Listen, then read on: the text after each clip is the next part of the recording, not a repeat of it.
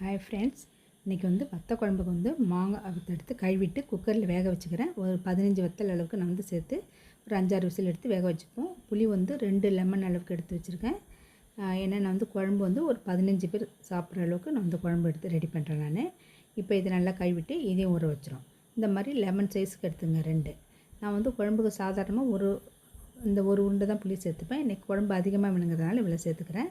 இப்போ மாவத்தையை நல்லா மூடி ஒரு 4-5 விசில் வச்சு வேக வச்சு எடுத்து வச்சுக்கலாம். இப்போ புளி வந்து கரைச்சி எடுத்துகிட்டு அதுக்கு தேவையான அளவு உப்பு, மிளகாத்தூள் சேர்த்து எடுத்து கரைச்சி எடுத்து வச்சிரும். நான் வந்து ஒரு 8-9 ஸ்பூன் அளவுக்கு மிளகாத்தூள் சேர்த்துருக்கேன். இது நல்லா வந்து காரமாக இருக்கும் மிளகாத்தூள். உங்களுக்கு வந்து காரத்துக்கு தகுந்த மாதிரி நீங்கள் சேர்த்துங்க. மாவத்திலும் நல்லா வெந்து வந்துருச்சு. இப்போ வந்து நம்ம வந்து குழம்பு நல்லா கூட்டி வச்சுருக்கோம் பாருங்கள். அதை வந்து ஒரு பாத்திரத்தில் கொட்டி நல்லா கொதிக்க வச்சுக்கலாம். பக்கத்துலேயே வந்து ஒரு வானல் வச்சு அதில் வந்து 100 எண்ணெய் அளவுக்கு விட்டுருக்கேன் நான். கடலெண்ணெய் விட்டு ஃபஸ்ட்டு நம்ம வந்து இந்த கருவடம் போட்டு தாளிச்சிக்கலாம். கருவடம் பொரிஞ்ச பிறகு சின்ன வெங்காயம், நல்லா ஒரு வட்டை அளவுக்கு பூண்டு, இதையும் நம்ம வந்து வதக்கிப்போம். சின்ன வெங்காயம் வந்து நான் விட்டுட்டு வந்து ஒரு 200 கிராம் அளவுக்கு சேர்த்துருக்கேன்.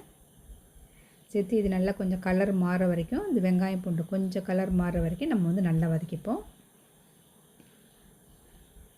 பூண்டு, இந்த சின்ன வெங்காயம் சமைத்து வத்த குழம்பு வந்து ரொம்ப நல்லாயிருக்கும். வத்த குழம்பு வைக்கும்போது நான் வந்து எல்லா வத்தலும் கலந்து வைக்கிறேன். சில பேருங்க சுண்டைக்காய் வத்தல் அல்லது மணத்தக்காளி வத்தல் மட்டும்தான் வைப்பாங்க.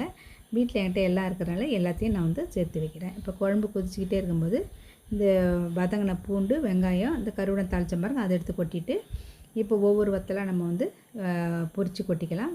கொத்தவரங்காய் வந்து நல்லா கழுவிட்டு ஒவ்வொரு வத்தலையுமே கழுவிட்டு தான் பொரிக்கணும். ஏன்னா நம்ம வெயிலில் காய வைக்கும்போது மண் இருக்கும். அதனால் கழுவிட்டு நல்லா வந்து புழிஞ்சிட்டு காய வைப்போம்.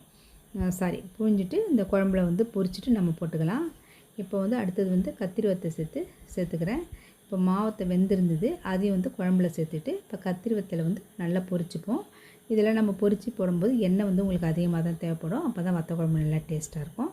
அடுத்தது வந்து அதிலேயே சுண்டைக்காய் வத்தலும் கொஞ்சம் மணத்தக்காளி வத்தலையும் சேர்த்து நல்லா பொரிச்சிட்டு இதில் கருவேப்பிலை சேர்த்துட்டு இது வந்து நம்ம குழம்புல சேர்த்துக்கலாம். சேர்த்துட்டு நல்லா வந்து ஒரு சின்ன கட்டி அளவுக்கு வந்து வெல்லம் சேர்த்துப்போம். வெல்லம் சேர்க்கும்போது இதில் நல்லா டேஸ்ட்டு கொடுக்கும். இதில் வந்து இந்த எல்லாத்தையும் பேலன்ஸ் பண்ணி கொடுக்கும். காரம் புளிப்பெல்லாம் பேலன்ஸ் பண்ணி கொடுக்கும்.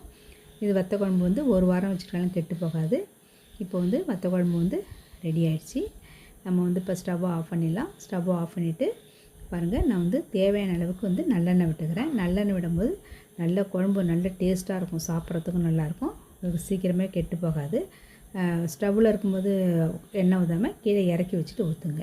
இந்த மாதிரி செஞ்சு பாருங்கள். இது பிடிச்சிருந்தா லைக் பண்ணுங்கள். Thank you friends.